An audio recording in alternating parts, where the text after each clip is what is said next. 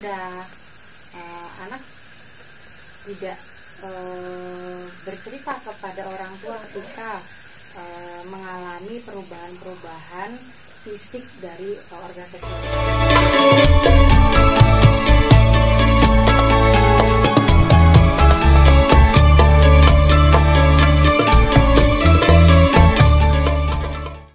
Oke, balik lagi bersama SBL Suara Bumi Lampung.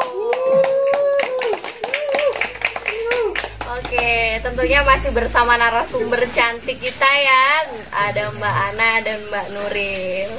Masih berbicara seputar kekerasan seksual nih Mbak, mengerucut pada RUU PKS. Ya, bagaimana sih Mbak kita hari ini menjadi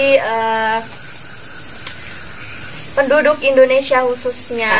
Nah, bagaimana kita sebagai kaum perempuan hari ini ada di masyarakat untuk agar kekerasan seksual itu tadi tidak terjadi lagi gitu. Mengenalkan atau bagaimana itu Mbak caranya agar masyarakat lebih tahu dan kekerasan seksual itu insya Allah nih bisa menurun gitu. Gimana Mbak? Ya, itu tadi yang aku sampaikan di sebelumnya, bahwa pendidikan seksualitas sejak dini itu penting dilakukan oleh negara. Ya, melalui apa? Melalui pendidikan formal, bisa masuk dalam kurikulum pendidikan yang ada di Indonesia. Tapi kan yang menjadi persoalan, banyak penolakan juga terjadi, dan anggapan bahwa pendidikan seks seolah-olah ngajarin anak untuk melakukan hubungan seksual. Ini seksualitas masih dianggap hal yang tabu ya Mbak ya. Tabu. Jadi gimana kita mau melakukan pencegahan ketika mau ngomongin organ seksual aja seolah-olah itu saru gitu. Jadi akhirnya dengan akses teknologi yang mudah, anak tidak bercerita kepada orang tua ketika mengalami perubahan-perubahan fisik dari organ seksualitasnya sendiri. Akhirnya dia nyari internet, iya, yang itu tentunya malah tidak ada tidak ada monitornya gitu kan. Dia nyari sendiri, menafsirkan sendiri, memaknai sendiri informasi yang dia dapat melalui media sosial. Dan tidak ada counter kalau anak kemudian terbuka kepada orang tuanya ketika mengalami secara fisik mengalami perubahan seksual, fungsi seksual reproduksinya gitu kan. Misal dari anak menjadi remaja, itu kan alamiah banget sih, ya, itu kodrati banget yang dihadapi oleh laki-laki maupun perempuan gitu kan. Dan ketika akses pendidikan seksualitas tidak mereka dapatkan, tidak dibentengi dengan pengetahuan informatif terkait itu, ya ketika menjadi korban, bahkan perempuan nggak sadar kalau dia sebenarnya korban, begitu. Misal dalam kasus apa sih gitu kan, perempuan nggak sadar bahwa dia adalah korban kekerasan, misal dalam konteks kekerasan dalam pacaran. Dan tren di Lampung ini adalah kekerasan dalam pacaran ini yang menjadi persoalan bagi perempuan-perempuan muda yang ada di Lampung sendiri gitu. Bahkan data dari Pengadilan Tinggi Agama itu menunjukkan peningkatan yang signifikan perkawinan anak yang disebabkan oleh kehamilan tidak diinginkan. Itu juga karena memang dia nggak tahu informasi soal apa sih tubuh saya, bagaimana menjaganya. Terus Damar sendiri sebagai lembaga yang fokus pada pemenuhan hak dasar perempuan di tahun 2014 itu melakukan penelitian terkait kehamilan yang tidak diinginkan di Lampung bersama dengan konsorsium Permampu Sumatera. Jadi kami bersama konsorsium Permampu yang di dalamnya ada 8 organisasi perempuan itu melakukan riset terkait kehamilan tidak diinginkan, bahwa ada 4 akar persoalan dari kenapa sih perempuan mengalami kehamilan tidak diinginkan. Yang pertama memang terkait minimnya informasi dan akses bagi perempuan di pedesaan maupun di miskin pedesaan maupun perkotaan. Jadi teman-teman jangan berpikirnya ketika ngomongin akses itu cuma hanya layanan ya, tetapi akses itu segala aspek gitu. Akses informasi, akses layanan dan lain sebagainya. Itu salah satunya adalah minimnya pengetahuan yang dimiliki oleh perempuan, baik perempuan muda maupun perempuan dewasa terkait kesehatan seksual itu. Jadi kehamilan yang tidak diinginkan yang ditemukan dalam penelitian bersama konsorsium Permampu itu adalah terkait kegagalan kontrasepsi. Ini kehamilan yang tidak diinginkan karena kegagalan kontrasepsi. Jadi kalau kehamilan diinginkan itu kan berarti kan memang dilakukan dan direncanakan. Nah, ketika kehamilan itu direncanakan, maka secara tidak langsung orang tua itu kan pasti sudah mempersiapkan masa depannya dan mempersiapkan mempersiapkan keamanan, jaminan kesejahteraan pada calon anaknya gitu. Tapi ketika terjadi kehamilan jaringan ini yang akhirnya bisa juga memunculkan kemiskinan baru di wajah perempuan. Akhirnya ya nggak sekolah, dinikahin aja, gitu kan, karena banyak anak, mungkin nggak punya duit nggak punya secara ekonomi terbatas, akhirnya menikahkan jadi solusi gitu. Itu yang marak malah Mbak ya di lingkungan masyarakat, terlebih untuk masyarakat yang awam dengan hal seperti itu gitu loh. Dan hari ini bagaimana kita memberi pengertian untuk masyarakat khususnya yang punya mindset yang seperti itu, bagaimana Mbak cara kita untuk dirangkul untuk bagaimana gitu loh hari ini kita khususnya Damar. Kalau Damar sendiri dari hasil penelitian itu kita ada 4 strategi dalam rangka memperkuat perempuan akar rumput dalam rangka advokasi kesehatan perempuan. Jadi kesehatan perempuan itu yang kita rasa adalah gizi, stunting, dan kesehatan seksual reproduksi. Bagaimana yang dilakukan? Pertama, pengorganisasian komunitas. Jadi Damar sendiri melakukan pengorganisasian komunitas itu ada teman-teman muda, mengorganisir teman-teman muda, juga mengorganisir ibu-ibu di desa gitu. Yang dalam rangka apa?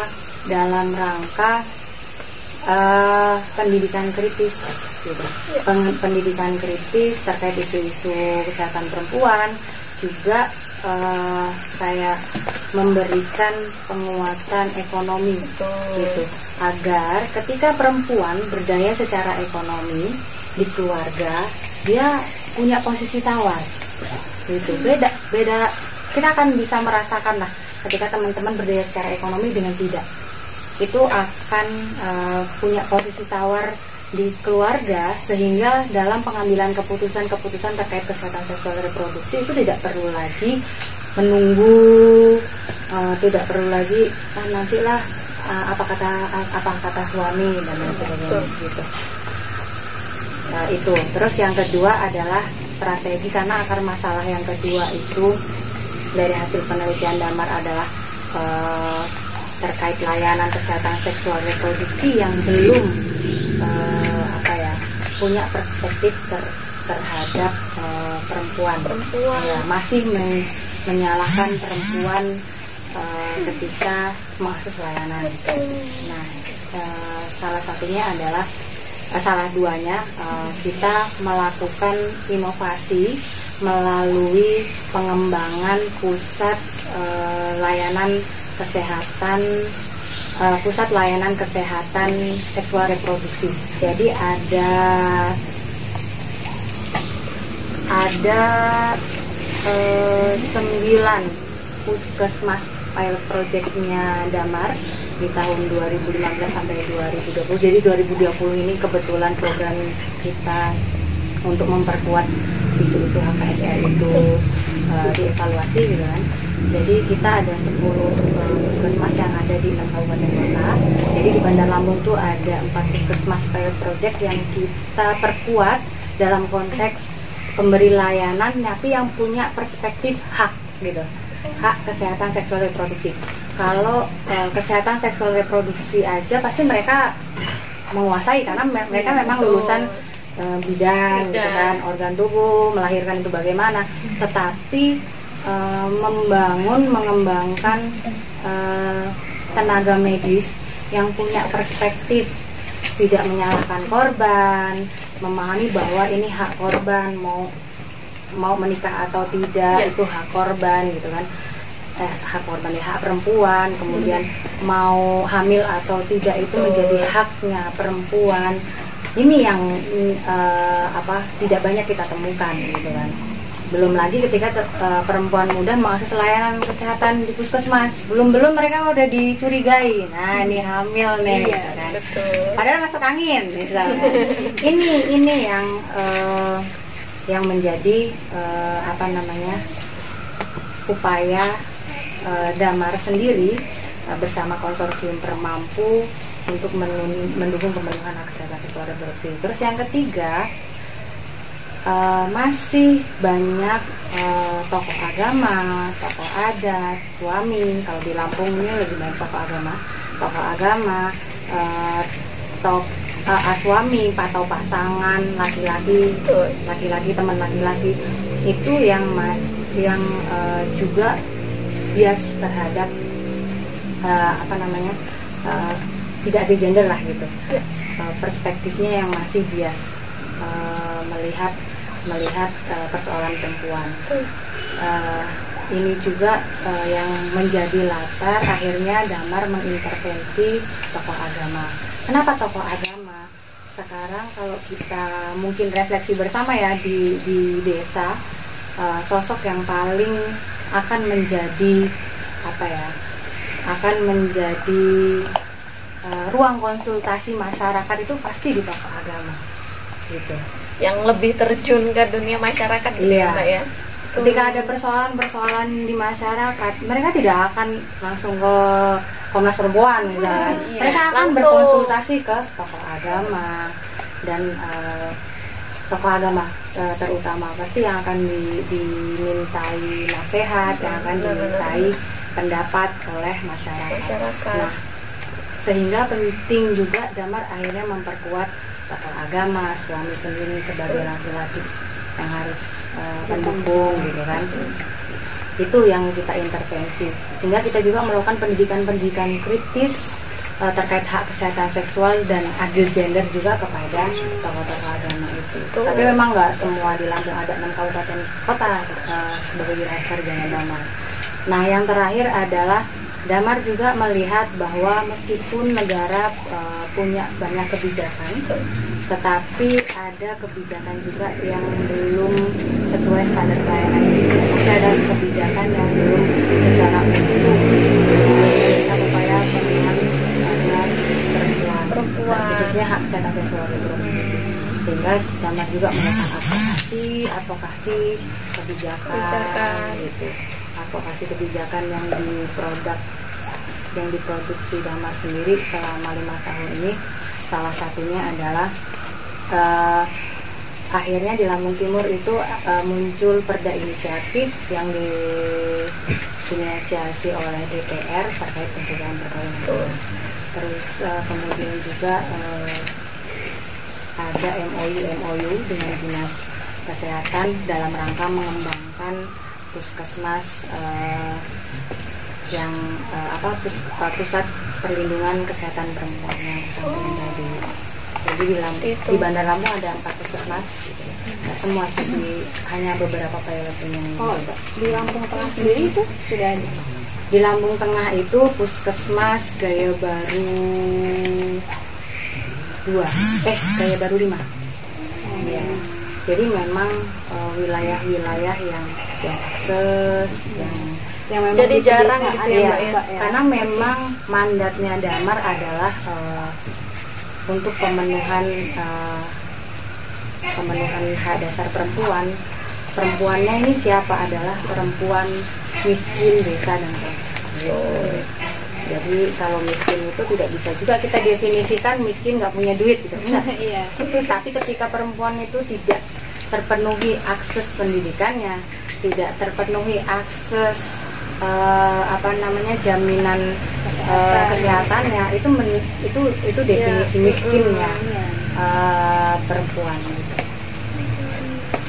Oke, untuk Mbak Nuril sendiri nih, kita berbicara wilayah Kopri hari ini ya, khususnya di wilayah Lampung Tengah, yang apabila kita kerucutkan ke wilayah masyarakat gitu, hari ini Kopri bagaimana untuk menyikapi terkait RUU PKS sendiri, dan gimana caranya untuk merangkul masyarakat hari ini untuk mengerti kekerasan seksual itu bagaimana dan cara pencegahannya itu gimana. Mungkin Kopri hari ini punya taktik sendiri nih untuk masyarakat khususnya di wilayah Lampung Tengah. Ya, jadi untuk Kopri sendiri ya, khususnya Lampung Tengah itu kita buat strategi yang pertama itu kan mengenalkan, ya kan, mengenalkan tentang kekerasan seksual. Itu seperti kita rangkul dulu yang pemuda-pemuda di desa seperti itu, karena kan memang rawan sekali pemuda-pemuda sekarang gitu kan, yang apalagi yang mereka pengangguran atau mereka yang mulai dewasa gitu maksudnya kan, gitu. Jadi kita rangkul mereka, kita buatkan mereka ini forum, kayak kita bikin seminar kayak gitu kan, pemuda-pemudi lah ya, bikin seminar seperti pengenalan alat reproduksi kayak gitu juga ya, bahayanya kayak gitu. Terus setelah itu ya dari situ kita mengharapkan akan ada implementasi dari pemuda-pemuda itu yang sudah kita rangkul, kita buatkan forum itu untuk disebarluaskan kepada masyarakat kita. Lampung Tengah gitu ya Mbak ya, luar biasa. Dan apakah dirasa efektif ketika forum itu tadi, mungkin responnya dari teman-teman yang ada di Lampung Tengah sendiri kurang respon nih, kayaknya kok bosenin gitu, karena ranahnya lebih ke diskusi dan pemberiannya itu lebih ke teori gitu loh. Gimana nih Mbak, kalau misalkan nih mungkin dari Kopri sendiri punya stimulus yang lebih gitu, mungkin siapa tahu bisa memberi untuk share juga lah dengan kopri-kopri yang ada di wilayah lain mungkin ya. Jadi kita juga kan kalau di desa itu kan juga ada organisasi yang namanya Karang Taruna, betul. Gitu kan, ya. Jadi kita bisa sebenarnya kan tindak kejahatan itu disebabkan karena mereka ini nganggur lah, nggak ada kegiatan gitu kan. Jadi kita buatkan inovasi untuk mereka. Contohnya kayak kita kasih kayak usaha-usaha gitu, kayak modal-modal usaha. Awalnya kita kasih pembinaan dulu gitu kan, kita kasih pembinaan, setelah itu ya benar, setelah pembinaan ya kita kontrol terus. Jadi kita memberikan kesibukan kepada para pemuda-pemuda itu gitu. Kayak contohnya kalau yang perempuan gitu kan ada ekonomi kreatif seperti itu yang bermanfaat. Mengerucut ke pemuda aja atau lebih ke ibu-ibu nih gitu hari ini, yang memang menurut kita lebih malah cenderung lebih ini nih kalau di desa lebih apalagi PKK kan, lebih untuk berbicara tentang hal-hal atau informasi terkini, mungkin ibu-ibu lebih ini, mungkin apa hanya di pemuda aja nih? Kalau untuk sekarang ini masih dalam merangkul lingkup pemuda seperti itu ya, luar biasa. Nih Mbak, itu tadi di lingkup masyarakat. Nah, Mbak Nuril sendiri hari ini kan banyak bergerak di ruang keguruan gitu ya, di pendidikan khususnya. Nah, khususnya di Kabupaten Lampung Tengah. Ya, apa pendapat Mbak Nuril sendiri tentang kekerasan seksual di lingkungan kampus nih? Kan kita tadi di masyarakat nih. Iya. Nah, kalau misalkan kita kerucutkan di lingkungan kampus, bagaimana nih Mbak? Apa serem itu tadi nih yang udah dibicarakan sama Mbak Ana kan? Wah, Lampung ini luar biasa. Iya, memang kalau di ranah kampus itu menurut saya sudah sangat miris gitu ya, kekerasan seksual pada mahasiswa kita, karena banyaknya terjadi kekerasan seksual di ranah kampus itu, dan belum ada pemerintah yang masuk dalam untuk menangani kekerasan seksual dalam kampus itu. Dan lebih parahnya lagi, kalau di kampus itu malah si korban pelecehan seksual itu yang gimana maksudnya, yang lebih diintimidasi gitu, dipojokkan seperti ya Mbak ya. Seperti itu, yang lebih dirugikan gitu. Contohnya seperti penyelesaiannya gitu kan, penyelesaian di kampus, penyelesaian kasus kekerasan seksual dalam kampus itu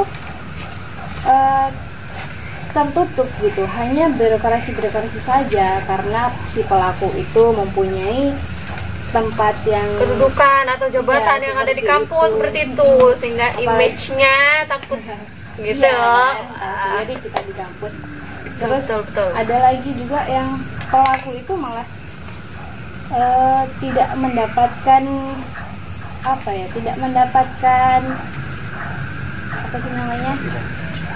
tidak mendapatkan yang harus didapatkan, hukuman ya. Tidak mendapatkan hukuman yang jelas gitu maksud saya, dan malah si korban itu yang mendapatkannya seperti dia ini di DO atau dipindah kampus gitu. Itu yang sangat miris menurut saya.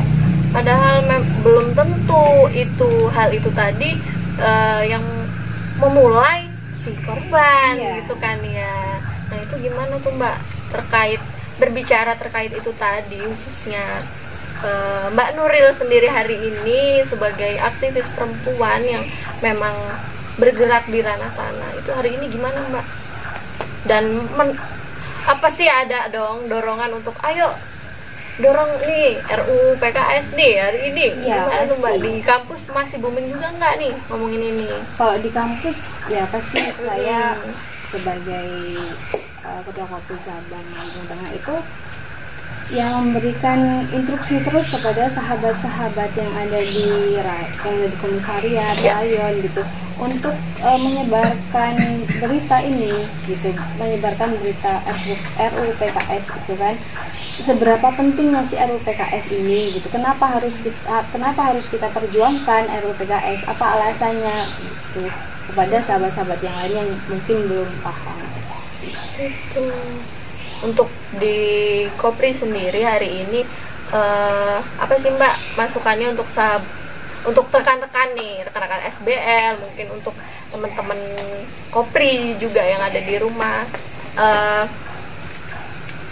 ketika kembali atau pulang ke kampus, harusnya sebagai kaum perempuan hari ini seperti apa? Pulang ke kampus. Iya, pulang ke kampus. Ketika diposisikan menjadi mahasiswi nih, kaum perempuan ini bagaimana khususnya? Ya, untuk para sahabat-sahabat khususnya ya, untuk para sahabat-sahabat yang mungkin akan kembali lagi ke kampus gitu ya. Yang pertama itu kita harus sadar, ya bukan hanya Kopri saja sebenarnya ya, tapi sahabat-sahabat PMI juga. Sebenarnya yang pertama itu harus paham dengan kesetaraan gender gitu loh. Jadi tidak ada yang menganggap bahwa laki-laki ini lebih tinggi loh. Jadi kan terus perempuan ini udah rendah dari saya, perempuan ini lemah kayak gitu. Nah, kita sebagai kopri itu harus percaya diri bahwa kita ini bisa, bahwa kita ini kuat, biar kita ini tidak semena-mena diremehkan. Ya, tidak diremehkan dengan sahabat-sahabat yang lain, khususnya para lelaki gitu. Nah, perempuan hari ini digadang-gadang sebagai kaum minoritas gitu ya Mbak ya. Tuh. Mungkin itu saja, sedikit ya, banyak ya Mbak Ana ya. Banyak banget hal-hal yang bisa narasumber hari ini bagi untuk rekan-rekan SBL di rumah. Mungkin sedikit lagi Mbak, ada kalimat-kalimat yang lebih mengerucut untuk rekan-rekan SBL yang ada di rumah, untuk bagaimana caranya hari ini kaum perempuan bisa mempublish RUU PKS ini agar segera gitu Mbak ya, sekalian closing statement. Gimana? Ya, RUU PKS ini penting untuk kita dorong bersama, karena RUU PKS memberikan upaya perlindungan, pemenuhan dan penghormatan terhadap hak-hak asasi perempuan. Untuk itu mari kita bergerak secara kolektif untuk menyuarakan agar RUU PKS ini segera dan bisa masuk kembali ke prolegnas dan segera disahkan oleh para pimpinan-pimpinan kita. Tapi satu kata untuk teman-teman semua, teman-teman SBL ya kan, laki-laki sejati itu membangun relasi tanpa kekerasan. Luar biasa. Untuk Mbak Nuril, monggo. Apa ini pesan? Closing statement untuk teman-teman SBL. Ya, untuk sahabat-sahabat dari SBL khususnya, karena di sini kebanyakan laki-laki ya. Iya, kebanyakan laki-laki semua.